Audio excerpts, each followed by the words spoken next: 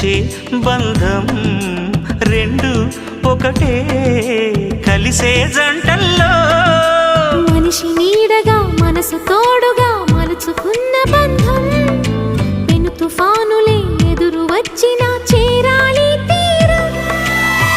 వారే వా ప్రేమ పావురం వాలేదే ప్రణయ గోపురం.